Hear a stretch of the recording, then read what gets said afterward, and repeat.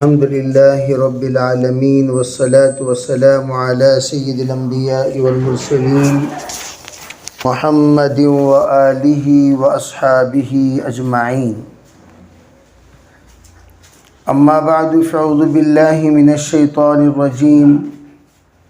بسم الله الرحمن الرحيم.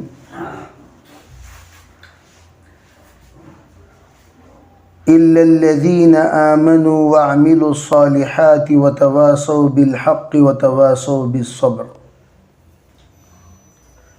اللهم أيدنا بتأييدك، اللهم أيدنا بتأييدك، اللهم أيدنا بتأييدك يا رب العالمين. اللہ تعالیٰ نے اپنے بندوں کو، انسانوں کو خسارے سے بچانے کے لیے جو اعمال دیے ہیں وہ 4 قسم کے اعمال ہیں. سب سے پہلا عمل ایمان، یعنی اللہ کے سوا کسی کو معبود نہ سمجھنا، اللہ کو خالق اور مالک سمجھنا، اللہ اکیلے کی عبادت کرنا، اللہ اکیلے کو رحمان و رحیم سمجھنا، اللہ تنہا ہے، جو باری ہے، خالق ہے، غفار ہے، بصیر ہے، سمیع ہے، اور اللہ ہی رزاق ہے، حفیظ ہے، اور اللہ اکیلا تنہا یہ تمام کائنات کا مالک ہے. اس عقیدہ کو اپنے دل کے اندر بسانا، جس کو اللہ کے 99 صفاتی نام کہتے ہیں، یہ ایمان کا سب سے بڑا شعبہ ہے.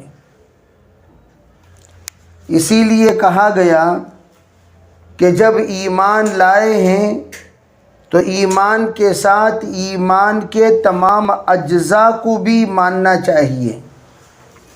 اگر کوئی اللہ کو ایک مانے اور اللہ کے علاوہ کسی اور کو جزوی شریک سمجھے، وہ بھی مشرک ہے. اتنی بات ہم لوگ سمجھیں، 4 باتیں الگ الگ ہیں. ایک اللہ کی ذات، ایک انبیاء کی ذات، تیسرے فرشتوں کی ذات، چوتھے اولیاء کی ذات. یہ 4 ذات الگ الگ ہیں. اللہ کس کو کہتے ہیں؟ اللہ کہتے ہیں جمیع صفات الکمالیہ المستجمع بجمیع صفات الکمالیہ. اللہ کہتے ہیں اس ذات کو جس میں تمام طرح کے کمال کے صفات موجود ہوں. جتنی صفات کمالیہ ہیں وہ تمام جس ذات کے اندر جمع ہوں، اس کو اللہ کہتے ہیں، وہ بھی کمال درجے پر. جیسے اللہ رب العزت نے اپنے 99 نام بتائے، وہ 99 نام میں اللہ تعالیٰ اپنی ذات میں کمال ہیں. اللہ کا نام، ذاتی نام اللہ ہے، صفاتی نام 99 ہیں. اس لیے هو اللہ الذی، اللہ کا تعارف کرایا گیا، اللہ کا تعارف کرایا گیا. هو اللہ الذی، اللہ کون ہے؟ کون ہے؟ لا الہ الا ہو. پہلی صفت یہ بتا دی گئی، اللہ کے سوا کوئی معبود ہو ہی نہیں سکتا. اس وقت میں آپ حضرات کو وضاحت کے ساتھ یہ بتانا چاہتا ہوں، اللہ کی ذات کے ساتھ اللہ کی صفات میں بھی کوئی شریک نہیں ہو سکتا. اللہ تعالی رحیم ہے. رحیم کا ایک چھوٹا سا حصہ، بالکل ادنا سا حصہ اللہ تعالیٰ نے بندوں کو عطا فرمایا، چھوٹا سا حصہ. اور اسی حصے کے ذریعے سے بندے آپس میں رحم کرتے ہیں، آپس میں شفقت کرتے ہیں، آپس میں محبت کرتے ہیں، آپس میں ایک دوسرے کی ہمدرد بنتے ہیں۔ یہ اللہ کی دی ہوئی اسی صفت کی بدولت ہے۔ اسی طرح اللہ تعالیٰ مودت عطا فرمایا، اللہ ودود ہے، اللہ نے مودت عطا فرمائی تھوڑی سی۔ اللہ ولی ہے، اللہ نے بندوں کو ولایت عطا فرمائی۔ اللہ شہید ہے، بندوں کو اللہ نے شہادت عطا فرمائی، یعنی اللہ سب سے بڑا گواہ، لیکن بندوں کو بھی گواہ بننے کی اللہ نے صلاحیت دی کہ آپ چاند کے گواہ بن سکتے ہیں۔ آپ چاند وغیرہ رمضان کا دکھائی دیا کہ نہیں دیا، اس کے گواہ بندے بن سکتے ہیں۔ روزے کے سلسلے میں آپ رکھنا چاہیے نہیں رکھنا چاہیے شہادت دے سکتے ہیں، اور آپ کو کسی کے نیک ہونے کی شہادت دینے کا حق ہے، کسی کے چور ہونے کی شہادت دینے کا حق ہے۔ کوئی طلاق دے دیا تو شہادت دے سکتے ہیں، کوئی نکاح کر رہا ہے تو شہادت دے سکتے ہیں۔ گویا آپ کو اللہ تعالیٰ شہید ہونے کی وجہ سے اللہ نے شہادت کا ایک چھوٹا سا حصہ بندوں کو بھی عطا کیا۔ اسی طرح اللہ کریم ہے، اللہ نے کرم بھی عطا فرمایا۔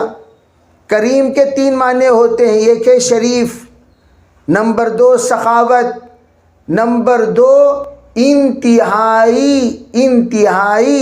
اعلیٰ درجے کے اخلاق والا، انتہائی اعلیٰ درجے کے اخلاق والا۔ چنانچہ یہی کریم، دیکھو ہمیشہ میں کہا کرتا ہوں، دیکھو یہ جو الفاظ کے اعتبار سے ال لگا دیا جائے، الف لام، تو وہ خاص اللہ کی ذات ہو جاتی ہے۔ اگر آپ کریم بھائی بلانا چاہتے ہیں بلا سکتے ہیں، لیکن عبد الکریم الف لام اگر لگ جائے تو وہ اللہ کا نام ہو جاتا ہے، اس کے ساتھ آپ کسی کو شریک نہیں کر سکتے۔ الکریم بھائی نہیں بلا سکتے، الکریم تو صرف اللہ ہے، الہادی تو صرف اللہ ہے، الخبیر تو صرف اللہ ہے، الحلیم تو صرف اللہ ہے، العظیم تو صرف اللہ ہے، اس میں کسی کو آپ شریک نہیں کر سکتے۔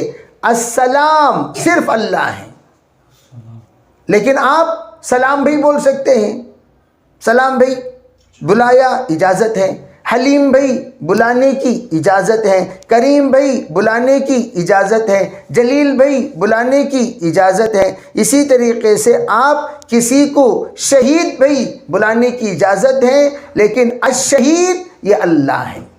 جیسے نور بھائی بلانے کی اجازت ہے، النور صرف اللہ ہے۔ الف لام لگا دیں گے تو اللہ کا نام ہو جائے گا۔ نور بھائی بلا سکتے ہیں، رحیم بھائی بلا سکتے ہیں، الرحیم صرف اللہ ہے، الرحیم صرف اللہ ہے۔ ولی بھائی بلا سکتے، ولی اللہ بلا سکتے ہیں، ولی بھائی، لیکن الولی صرف اللہ ہے۔ ال نہیں جمع کر جائے، ال جمع ہو جائے، ال لگ جائے تو یہ اس میں ذات، اس میں صفات، اللہ کا خصوصی نام اور خصوصی صفاتی نام بن جاتا ہے۔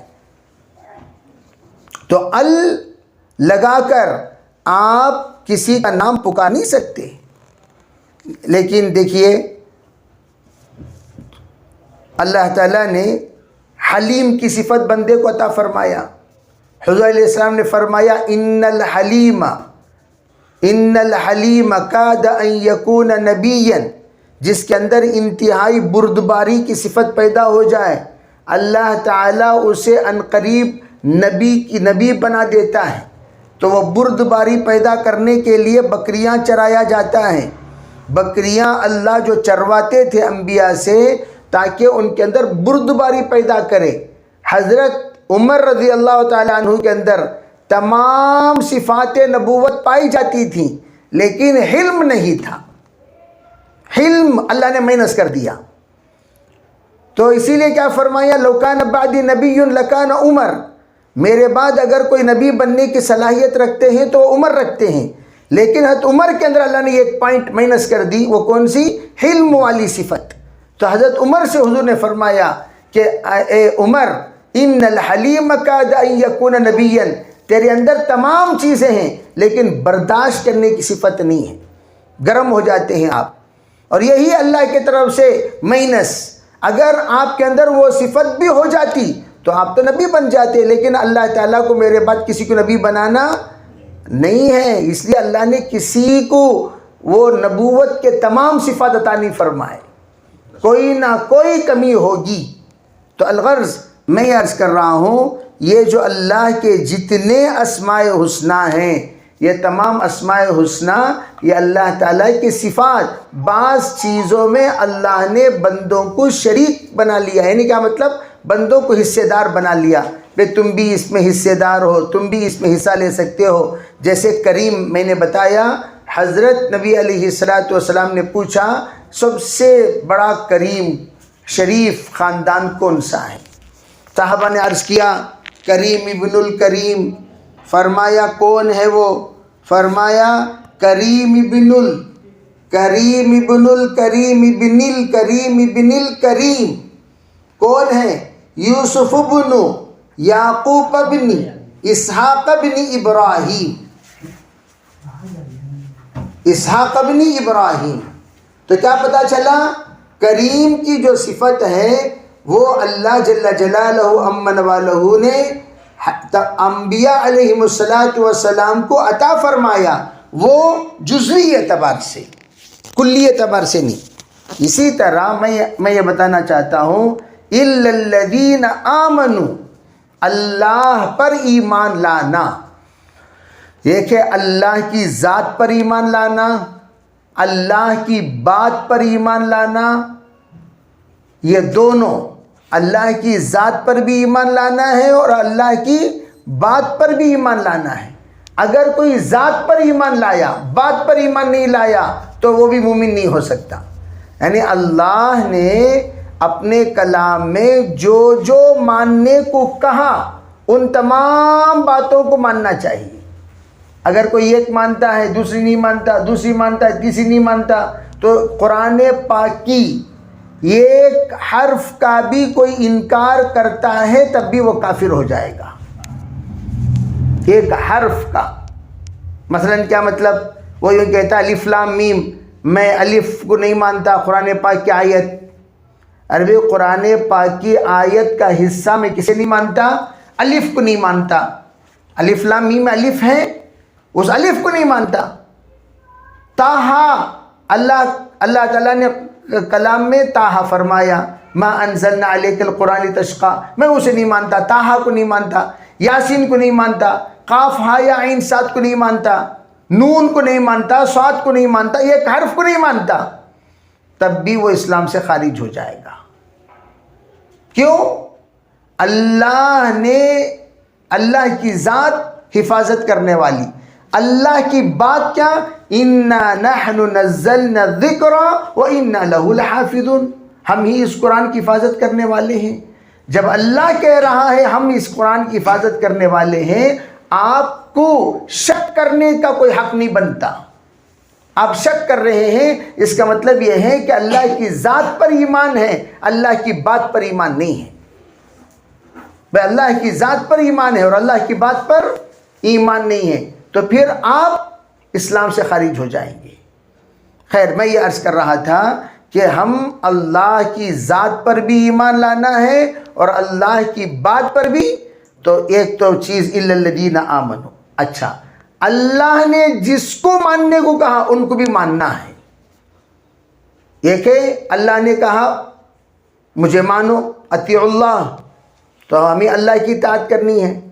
نمبر 2، اللہ نے کہا وَأَطِيعُوا الرَّسُولَ، رسول کی مانو، تو تمام رسولوں کو ماننا ہے. اور پھر اللہ نے کہا وَأُولِي الْأَمْرِ مِنْكُمْ، تم میں جو صاحب شریعت ہیں ان کی بات مانو. یعنی جو لوگ شریعت کا علم رکھتے ہیں اور شریعت کی بات تمہارے سامنے بتاتے ہیں، اولو الامر، اور جو صحیح فیصلہ سناتے ہیں، صحیح اللہ کی مشیت سناتے ہیں، حضور علیہ السلام کا حکم سناتے ہیں اور مجتہدین کا اجتہاد سناتے ہیں، فقہا کا فقہ سناتے ہیں، کنفیوز کیے بغیر. کیا کیے بغیر؟ کنفیوز کیے بغیر. بھئی اس وقت کا منشا کیا؟ کنفیوز نہیں کرنا. ہر ایک اولو الامر نہیں ہوتا. اس بات کا خاص طور پر دماغ میں رکھیں، ہر یہ کل الامر نہیں ہوتا. کنفیوز. جیسے ایک مثال دیتا ہوں، ایک مجمع ہے جو حضور صلی اللہ علیہ وسلم کو نور مانتا ہے، جو حضور کو کیا مانتا ہے؟ حضور سراپا نور ہیں. ان کی دلیل کیا؟ بھئی حضور تو نور ہیں، وہ تو ہم بھی مانتے ہیں. دلیل کیا؟ نور کا سایہ نہیں ہوتا. نور کا سایہ، اب یہ روشنی ہے، روشنی مجھ پر پڑ رہی ہے، میرا تو سایہ پیچھے نظر آئے گا لیکن روشنی کا سایہ نہیں ہوتا. روشنی کے پیچھے جو ہے وہ بلب کا سایہ ہے، روشنی کا نہیں، روشنی کا سایہ نہیں ہوتا. چنانچہ آپ علیہ الصلوۃ والسلام نور ہیں تو اس لیے آپ کا سایہ نہیں تھا. یہ تو سب تسلیم کرتے ہیں کہ آپ علیہ الصلوۃ والسلام کا سایہ نہیں تھا. اچھا، ایک جماعت کیا کہتی ہے؟ ایک جماعت کہتی ہے حضور صلی اللہ علیہ وسلم بشر تھے، عام انسان تھے جیسے ہم لوگ ہیں. ایک جماعت یہ کہتی ہے. لیکن اہل سنت والجماعت کیا کہتے ہیں؟ اہل سنت والجماعت کہتے ہیں حضور نورانی بشر ہیں. حضور صلی اللہ علیہ وسلم کون ہیں؟ نورانی بشر. اس میں کسی کا اختلاف نہیں. قرآن خود کہتا ہے قل انما انا بشر مثلکم. آپ کہہ دیجئے حضور میں تمہاری ہی طرح انسان ہوں. قل انما انا بشر مثلکم، میں تمہاری ہی طرح انسان ہوں. فرق کیا ہے؟ یوحا الیہ، تم لوگوں پر وحی نازل نہیں ہوتی، مجھ پر وحی نازل ہوتی ہے. یوحا الیہ، تم لوگوں پر وحی نازل نہیں ہوتی لیکن مجھ پر وحی نازل ہوتی ہے. تو جب مجھ پر وحی نازل ہوتی ہے تو قرآن نے اس کی وضاحت فرمائی نور علی نور. نور یعنی وحی علی نور، نورانی دل کی طرف. ہم کیا بولیں گے؟ وحی نورانی دل. اس لیے کہ بھئی اللہ کے رسول علیہ الصلوۃ والسلام کو 3 مرتبہ شق صدر ہوا. تو 3 مرتبہ شق صدر جو ہوا ہے اس کی تفصیلات بہت عجیب حکمتیں ہیں. اللہ نے اس نور کو سنبھالنے کی قوت پیدا کی، اس لیے کہ جو کلام اللہ کا کلام لوح محفوظ سے جو قلب اطہر کی طرف نازل ہو رہا تھا، اس قلب اطہر کو اس کا لائق بنایا کہ وہ اللہ کے کلام کو سما سکے، اللہ کے کلام کو سہ سکے، اللہ کے کلام کو برداشت کر سکے. سنلقی علیک قولا ثقیلا، اللہ خود کہہ رہا ہے میں آپ پر بوجھ والا کلام اتارنے والا ہوں، یعنی انتہائی بوجھ. اب جب بوجھ والا کلام اللہ اتارنے والے ہیں تو وہ بوجھ کو سنبھالنے کے لیے دل کے اندر قوت ہونا کہ نہیں ہونا؟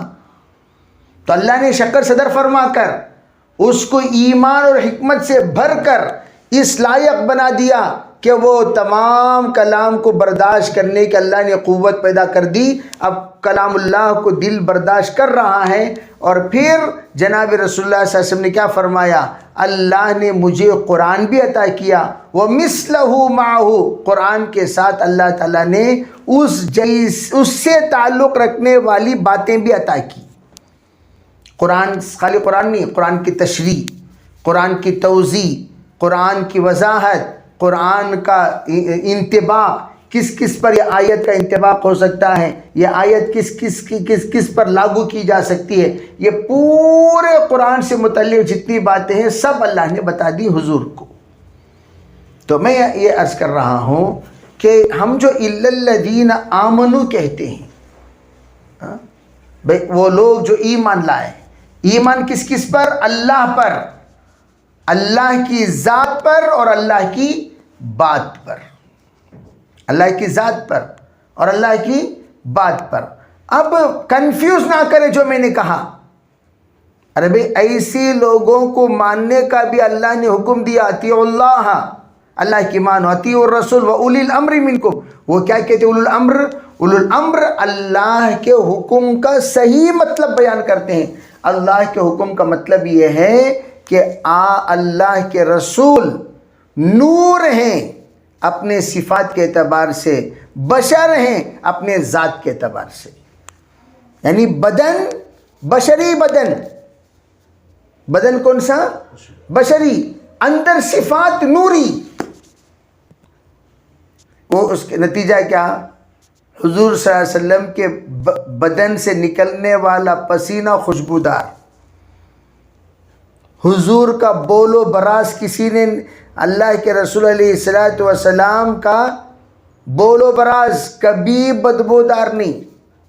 ایک باندی کو حضور صلی اللہ علیہ وسلم نے، جس وقت آپ زخمی ہو گئے تھے آخری ایام میں، تو آپ اپنا پلنگ کے نیچے استنجا کرنے کے لیے، پیشاب کرنے کے لیے ایک برتن رکھے رہے تھے. وہ برتن میں آپ نے اپنے ضروریات سے فارغ ہو کر اس کو رکھ دیا. تو باندی یہ کہتی ہے، وہ ان کو اس کو پتہ نہیں تھا بھائی ایسا گلاس رکھا ہوا ہے، وہ بھی پلنگ کے نیچے آپ نے رکھا ہوا تھا. وہ بیچاری کو پیاس لگی اور وہ آئی اور اس کو دیکھا اور اس نے کچھ بھی اسے محسوس نہیں ہوا، اس لیے کہ بھئی آپ علیہ السلام کے بدن سے نکلنے والا پسینہ بھی خوشبودار، یہ بول و براز بھی کیا ہے. اس لیے کہ کیوں، اس کی ایک وجہ بتا دیتا ہوں. یہ کہے انبیاء علیہم السلام کو اللہ نے جس مٹی سے پیدا کیا وہ جنت کی مٹی ہے. کون سی مٹی ہے؟ جنت کی مٹی. اور جنت میں نہ پیشاب ہے، نہ نمبر 1 نہ نمبر 2، دونوں بھی نہیں. اور جنت کے پسینہ خوشبودار، ڈکار خوشبودار، انتہائی خوشبو.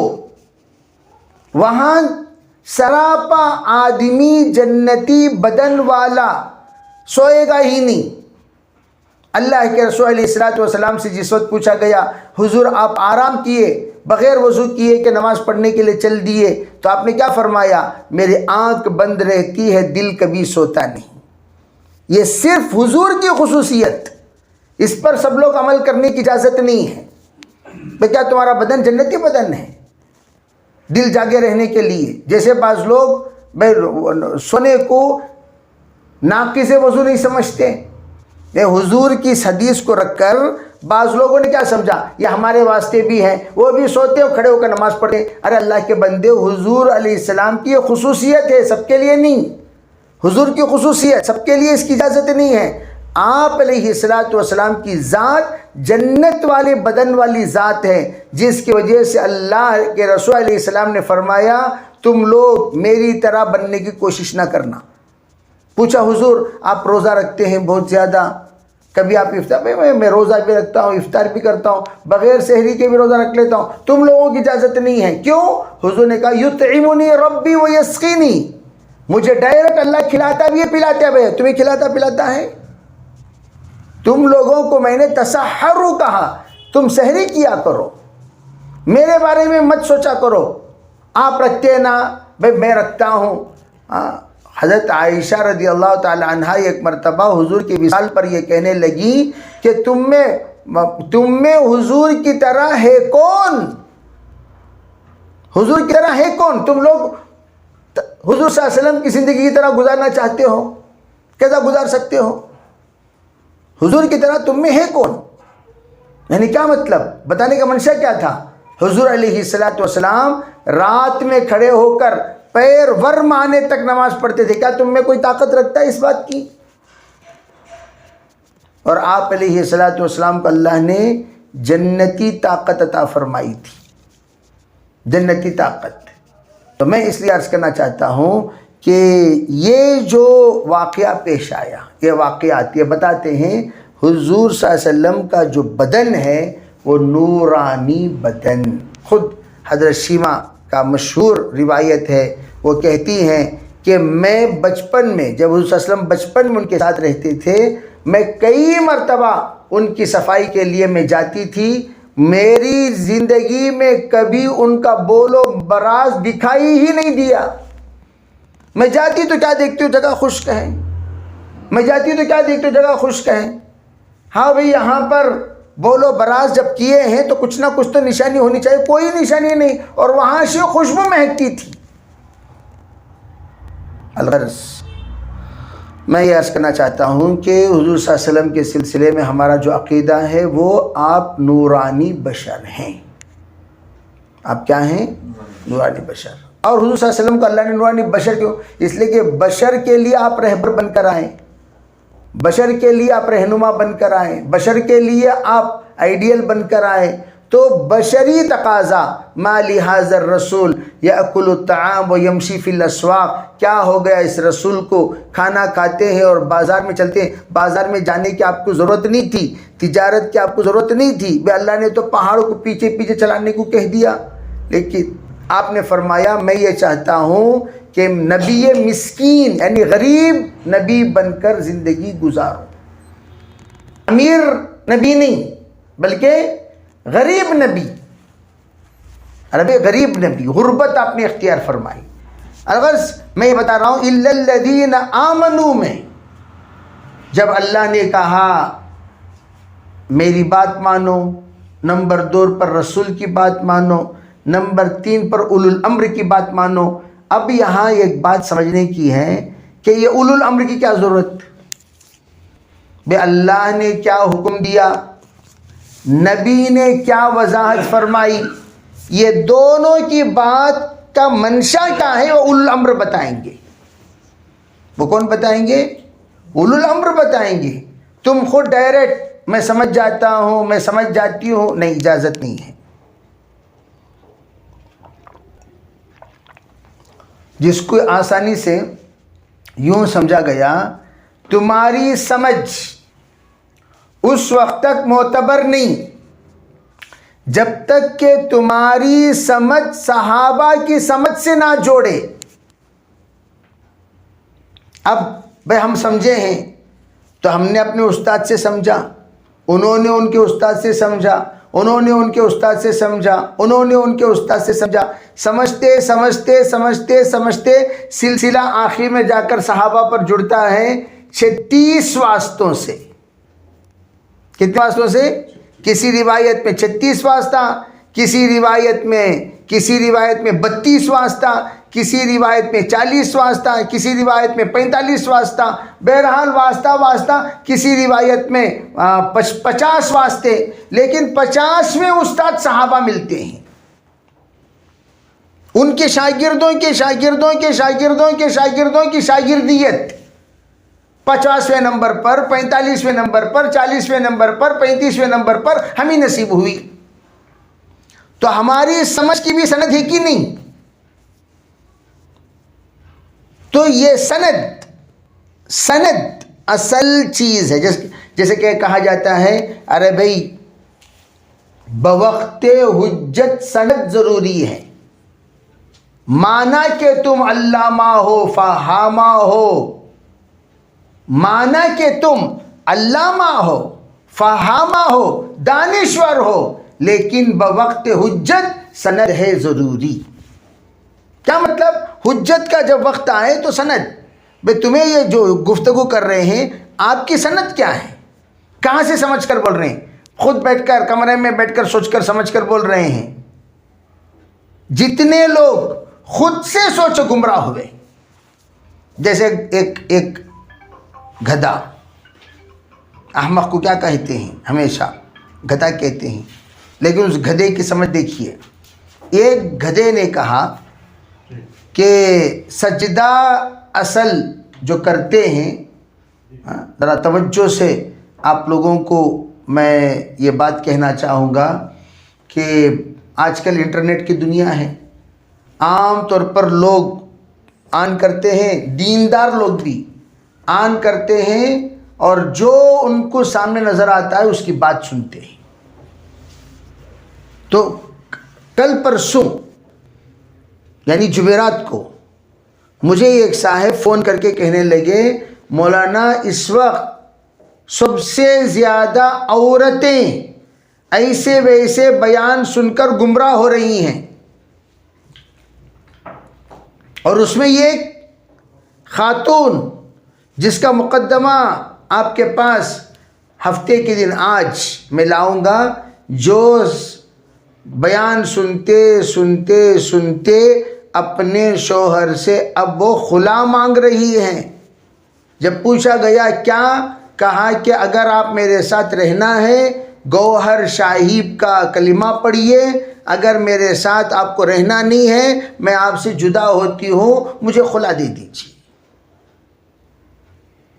محترم خواتین، بڑے دکھ سے میں عرض کرنا چاہتا ہوں، اللہ تعالیٰ جزائے خیر عطا فرمائے ارے بھئی یہاں کے منتظمین کو کہ ماشاءاللہ انہوں نے، میں تمام خواتین سے گزارش کرتا ہوں ارے بھئی ہمارے گھر میں جتنے خواتین ہیں ان کو یہاں لایا کریں، ان سے کہیے کہ آپ آ کر جو بھی اشکال ہے پوچھئے انشاءاللہ، اللہ کی ذات بڑی ہے، پوچھو کیا اشکال ہے آپ کو۔ میں یہ پوچھنا چاہتا ہوں، ارے بھئی اللہ نے سب سے آخر میں جس نبی کو بھیجا وہ نبی اپنی ذات کے اعتبار سے بھی با کمال، صفات کے اعتبار سے بھی با کمال، اپنے تبلیغ کے اعتبار سے با کمال، اپنے دین کے اعتبار سے با کمال، اپنی شریعت کے اعتبار سے با کمال، ٹھیک، ہر طرح کی کوئی ایک بات بتا دیجئے آپ جس کو حضور نے نہ بتایا ہو، بتاؤ بھئی۔ اچھا ٹھیک، انہیں نبی بن کو آیا، میں اسے پوچھ رہا ہوں تو کیا سکھانے کے واسطے آیا؟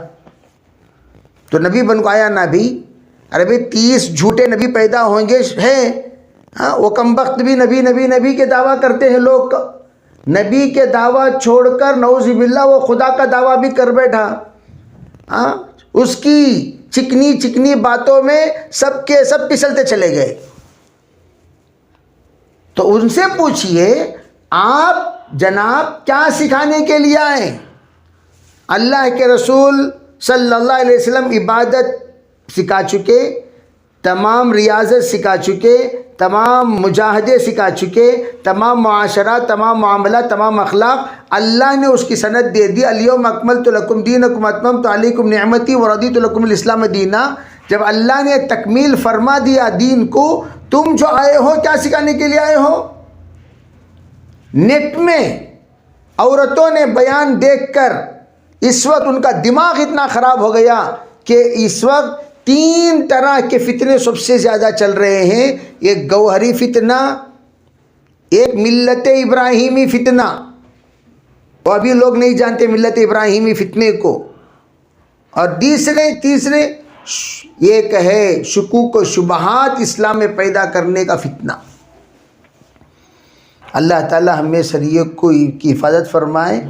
تو ہم لوگ اللہ سے دعا کریں، ربنا لا تزغ قلوبنا بعد اذ ہدیتنا وہب لنا من لدنک رحمہ انک انت الوہاب۔ یا اللہ ہدایت کے بعد ہمارے دلوں کو گمراہ نہ کر، اللہ سے دعا کرنا چاہیے۔ محترم خواتین، میں یہ برس کرنا چاہتا ہوں، جب اللہ سب سے آخری نبی کو بھیجا تو تمام انبیاء کے دین کی جب حضور نے تکمیل فرما دیا، پھر آگے کسی نبی کے آنے کی کوئی گنجائش نہیں ہے۔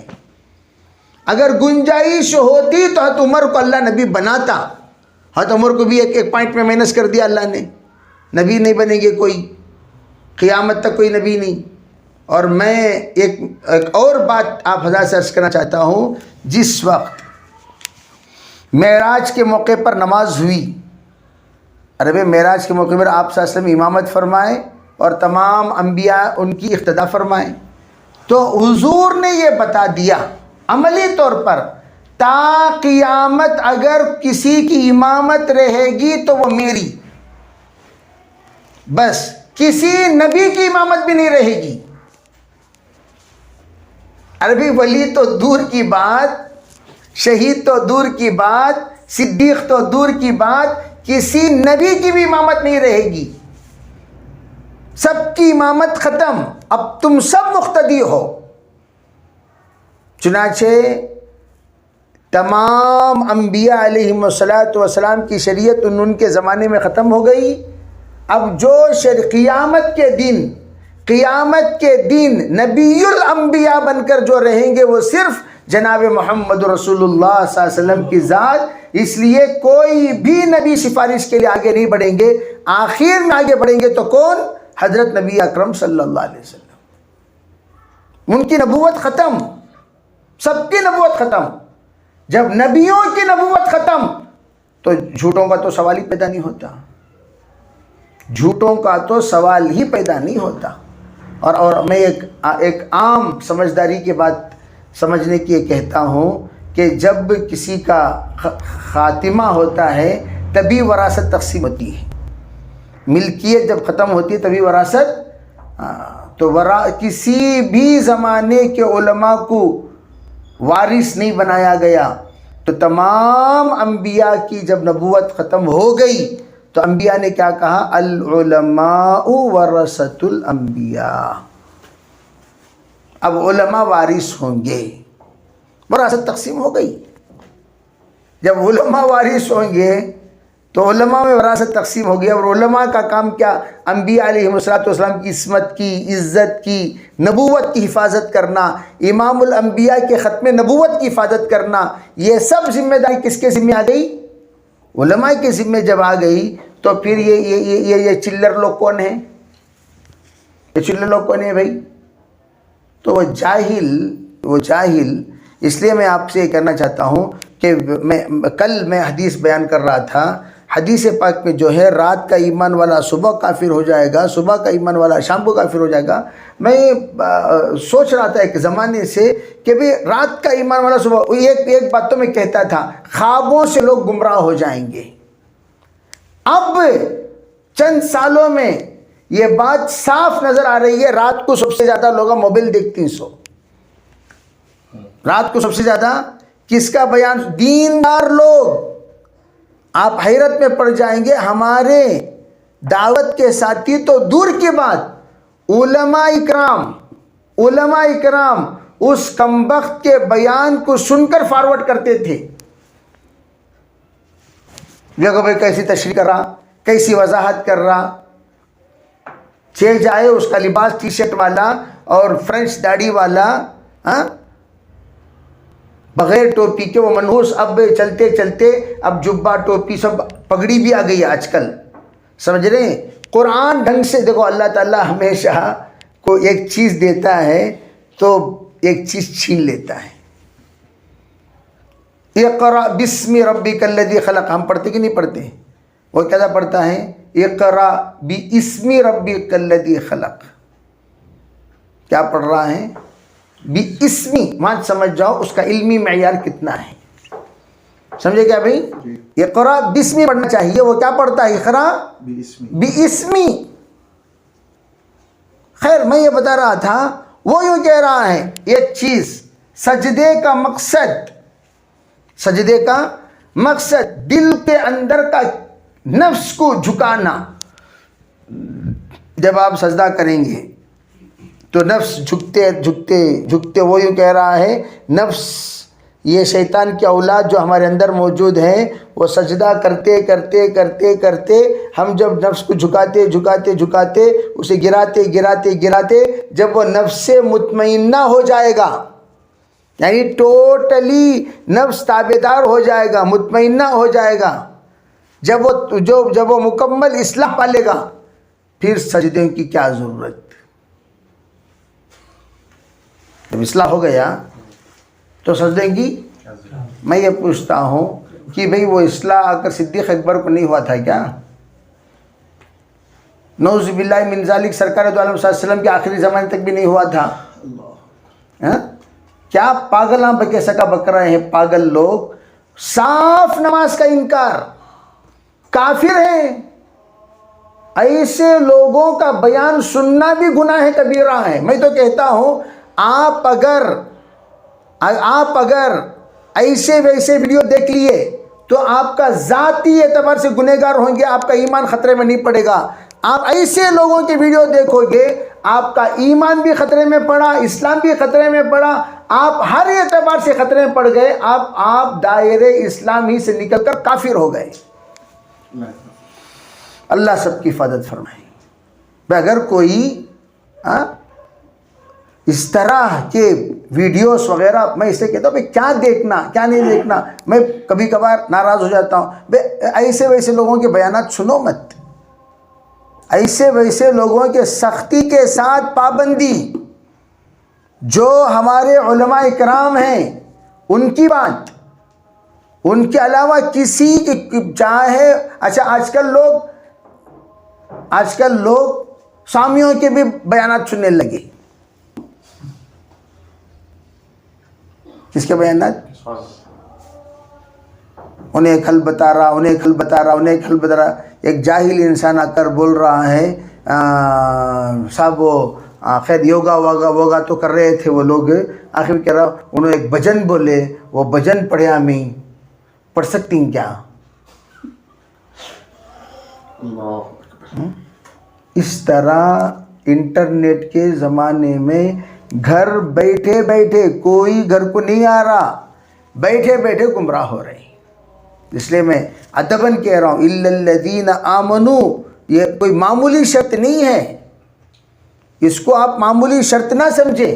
یہ صورت پوری زندگی کے لیے کافی ہے. الا الذین آمنوا وعملوا الصالحات وتواصوا بالحق وتواصوا بالصبر، پوری زندگی کا رہبر، پوری زندگی کا رہبر. اب قرآن کہہ رہا ہے وعملوا الصالحات، اور وہ کہہ رہا ہے نماز مت پڑھو. اب وہ کہاں سے خسارے میں ڈال رہا، خسارے سے نکال رہا. قرآن کہہ رہا ہے عمل کرو، عمل میں پہلا عمل تو نماز ہے، اور وہ کم بات کہہ رہا ہے نماز کی کیا ضرورت، دل آپ کا ہمیشہ نماز میں. اچھا اور ایک گمراہ کرنے کے دیکھیے، 3 جمعہ نہیں پڑھے تو آدمی فاسق ہو جاتا ہے، منافق کی فہرست میں شامل ہو جاتا ہے. بعض لوگوں نے اس کو اسلام سے خارج قرار دے دیا. تو کہہ رہا ہے یہ اس وقت ہے جب حضور تھے. کیوں؟ 3 جمعے میں اگر حضور کو ایک بار نہیں دیکھا، دوبارہ نہیں دیکھا، سہبارہ نہیں دیکھا، 3 جمعہ بھی اگر حضور صلی اللہ علیہ وسلم کی صحبت میں حاضر نہیں ہوا، حضور کو دیکھا نہیں، تو حضور صلی اللہ علیہ وسلم کے گستاخی کی. گویا اس نے آپ علیہ السلام کے عظمت سے اس کا دل خالی ہو گیا، اس واسطے وہ کافر ہو گیا. اب حضور ہی نہیں ہے تو کوئی بھی جمعہ پڑھنا ضروری بھی نہیں ہے، پڑھا تو پڑھ لیے، نہیں پڑھے تو بھی کوئی حرج نہیں. نعوذ باللہ اس طرح کی گمراہ کن باتیں ہو رہی ہیں. تو میں یہ عرض کرنا چاہتا ہوں آج کے زمانے میں گھر بیٹھے بیٹھے آج لوگ گمراہ ہو رہے ہیں. رات کو عشاء کی نماز ایمان کے ساتھ پڑھے، صبح اٹھ کر فجر نہیں پڑھ رہے، کیا بے قصہ نے نماز پڑھنا کوئی ضروری نہیں ہے. اس طرح کفر کا دروازہ گھر گھر میں کھل گیا. اس لیے میں آپ سب سے ادباً گزارش کرتا ہوں، یہ عنوان بہت وسیع عنوان ہے، یہ سمجھنے کی ضرورت ہے.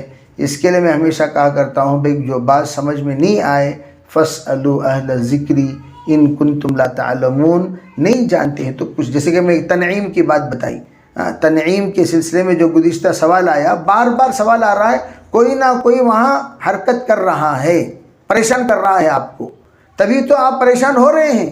بے تنعیم میں جا کر احرام باندھ سکتے کہ نہیں باندھ سکتے، میں نے تفصیل کے ساتھ آپ حضرات کے سامنے اس کی وضاحت فرمائی. تو اس طرح اگر کوئی آپ کو پریشانی ہو عقیدے کے اعتبار سے تو صاف آپ اس سلسلے میں اپنا خیال ظاہر کر سکتے ہیں. اللہ تعالی ہمیں عمل کی توفیق عطا فرمائے. عمرے میں چھٹیوں میں جا رہے ہوتے ہیں، عمرے کے بارے میں بات کریں گے کیسا آپ ہو سکتے ہیں بعد میں نیکسٹ ویک.